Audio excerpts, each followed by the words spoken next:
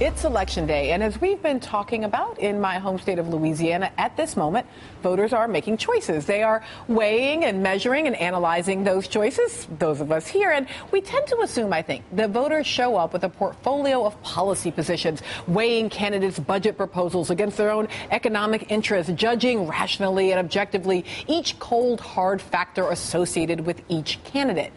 Truthfully, those are actually pretty bad assumptions of how voters behave. And even though I'm a political scientist, I know there's actually very little science in politics. Americans lead with their gut as much as with their heads at the ballot box. So this is your brain, a complex system of neurons and pathways that govern your nervous system and is in kind of the communication center for your body. This is your brain on politics, a jumble of emotional reactions, deeply held beliefs, and stunning acrobatics of rationalization. The political brain is a messy place. Still, there is some rhyme and reason to our political beliefs, and what is it? Here with me to explain your brain on politics is Dr. Jonathan Metzl, professor of psychiatry at Vanderbilt University and author of Protest Psychosis, and also Jen Richardson, professor of psychology at Northwestern University and an actual certified genius. It is really nice to have both of you here, Jonathan and Jen, because both of you do work in the field of psychology and psychiatry that nonetheless has always spoken to me a great deal politically. So Jennifer, you say that as we're thinking, for example, about the choices that people make in the ballot box in our lives, there's, on the one hand, this kind of top of mind, the things that we can get from polls, what you say, do you like this candidate? Are you discriminatory against this group?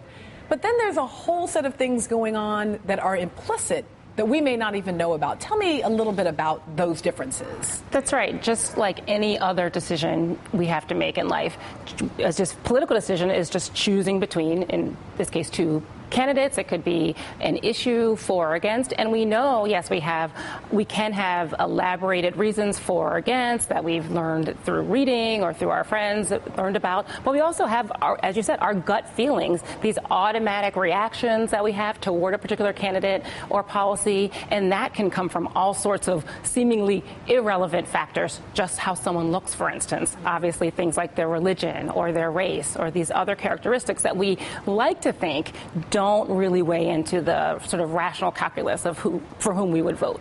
Yeah, I mean, I've been reading again Drew Weston's The Political Brain as I was preparing to talk with you all. And one of the things that Weston suggests is that Democrats have been really bad at kind of telling a story, kind of making us feel something. I wanted to show you a quick thing that happened this week because Romney has been criticized recently in the ways that Democrats had been previously for sort of being unable to connect, unable to tell a story. But this week, Ann Romney put out a wedding anniversary video, a kind of video Valentine, and I wanted to show you just a bit of it here. Mitt had this enormous energy, this enormous infection for life, the love of life. I was very careful about not letting him know how I felt about him. I think that drove him crazy. She drove him crazy. You hear the swell of music, right? It's a Valentine for all of us to love Mitt. Is this the effective kind of way to kind of get at the implicit attitudes to change our perspective of who Mitt Romney is? Well, I have not seen that ad before, but I would say that my immediate response is that crazy is a highly politicized word, and I don't know how many votes he's going to be getting by being called crazy, driven crazy by his wife. It's a term with a long, complex history. Right, indeed it is. And in fact, I guess one of the questions I want to ask, there's been a lot sort of in our politics lately about the idea of crazy and of the idea that some folks are, we've seen this in the shooting in Afghanistan, that this was a soldier who went crazy, or potentially that George Zimmerman, the shooter of Trayvon Martin, is nuts or is crazy. How should we adjudicate a claim like that we hear in the public sphere? Well, I mean, as you know, my research looks historically at the kind of racial politics of who gets called crazy and why, and I think one of the things I've learned is that when it's in the 1960s, for example, when there were African Americans with guns trying to defend themselves, the person, it wasn't that one person is crazy, it's black culture is crazy. When it's a kind of crazed white shooter in the aftermath of certain shootings or something, it's always personalized, like this is this one particular person. So there's kind of the link between is it the crazy individual or is it the crazy culture that has played out over time and helps shape, I think, part of the responses to Trayvon Martin as well. Yeah, and I think that's an a really important point, because what we want to do is say this is the lone gunman, the lone shooter, the one person maybe who could have possibly done this. And we know that's not true. I mean, in most of these cases, it's a system of cultural stereotypes, perhaps, or whatever circumstances that have infused the person, but also the rest of us. And we might not then go off and shoot somebody, right, but we certainly also have all of those biases, and our brains respond to those, same cues that a Zimmerman or this shooter in Afghanistan could have also responded. Yeah, I love that idea of, that if we're looking at a white body, we want to call it just this one thing, but when we're looking at groups that are what we call marginal, African Americans, right, Latinos, maybe poor folks, maybe also gay and transgendered bodies, then we say, oh, that whole group is nuts. That whole group is crazy. Now, Jen, I know that some of your work is actually, the first time I ever read this one piece on exactly that question, I thought, oh my gosh, this explains why we're not in a so-called post-racial America. And so explain to me how it is that we can encounter Barack Obama, we can encounter Michael Jordan, African Americans who are exceptional, but somehow it doesn't change our perspective on African Americans in general. Yeah, well, quite honestly, our minds are incredibly flexible. So we can encounter Melissa Harris Perry and separate her, subtype her from the rest of Black Americans on whatever grounds we want to use. I mean, we're very good storytellers. We tell it's because she has that white Mormon mom. That's what makes her so fabulous. Right, it's not her blackness. Well, and we saw this certainly with Barack Obama, right? Yeah. I mean, it's because he has a white mother or he was raised by white people, and so that's working for him on one hand. But of course, you see the other side. Well, he's kind of foreign, so maybe he is also like the rest of those sort of scary, not one of us black people. So it can cut both ways. But we really don't like to give up our stereotypes. They're so useful. They help us out. They tell us, to help the old lady walking across the street. I mean, they work for us a lot, and we don't want to let them go, even when we actually don't endorse them, when our egalitarian hearts say, that's not really who I am. That's really interesting, this idea of our stereotypes somehow helping us. So, I mean, in clinical settings, right, Jonathan, you actually in part talk about how doctors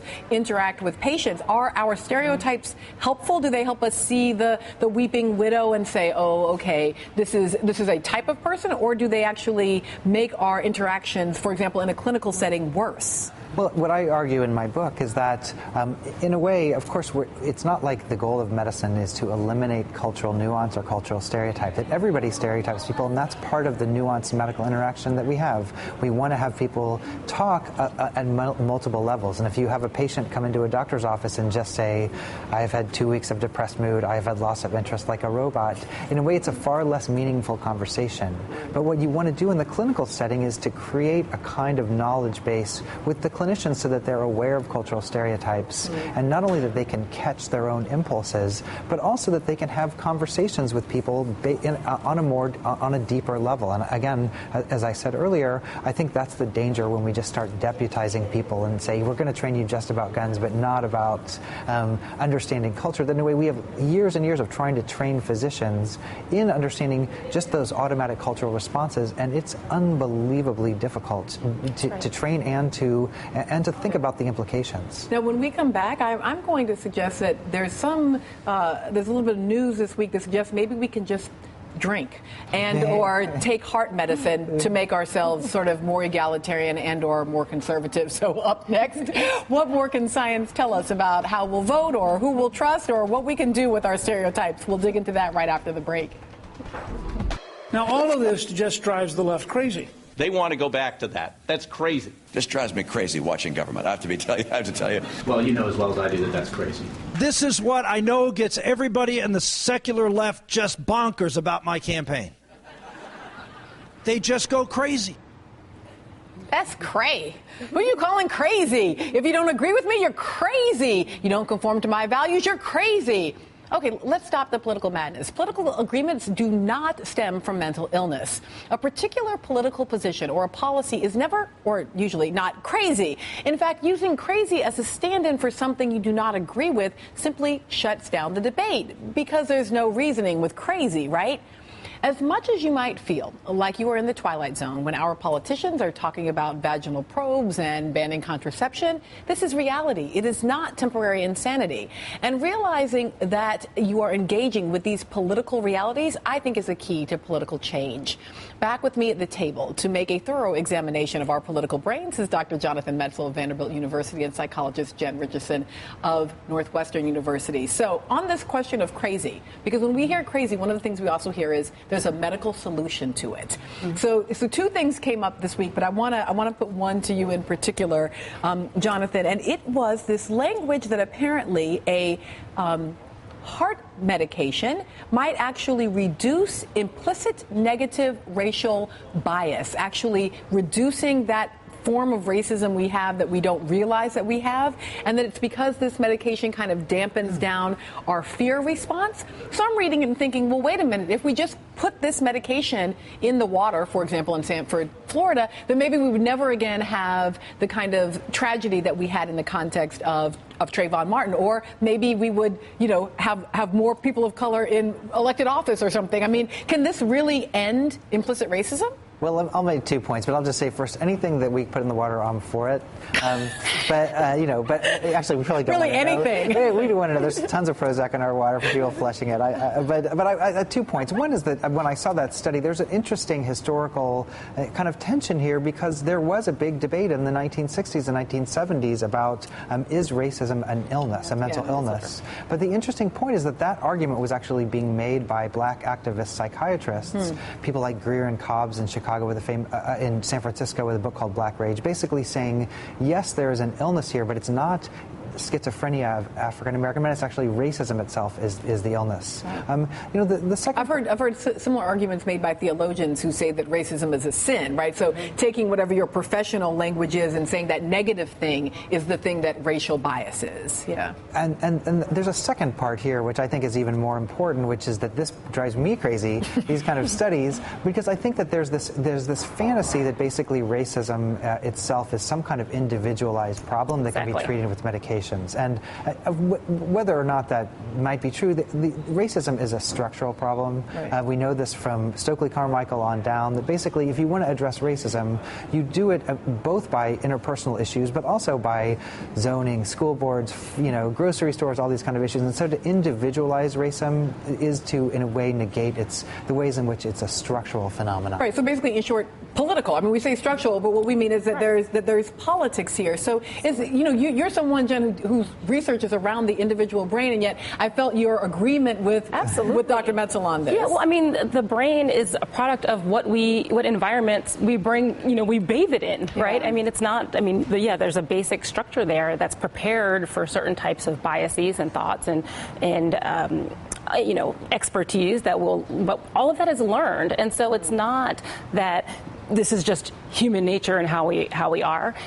There's a piece of that that's true, but it has to be nurtured in a culture that says this group is dangerous, this group is smart, this group is competent, this group isn't. And I think when in order to understand bias, even at the individual level, even at the level of an individual actor, which I don't think is the only or exclusive level that it should be examined, even in those cases that you have to think about what societal, what structure, what political contingencies are also at play. And now, I really want to pause on this point, because I want to drive this home a little bit.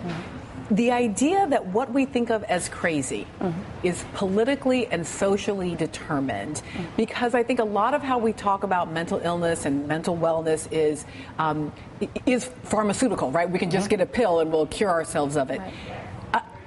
There were times when psychiatrists as a community believed that if a slave ran away, that was a representation of mental illness.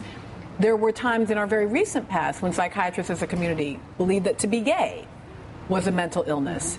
Talk to me about the actual politics around what we think of as the medical realities of crazy.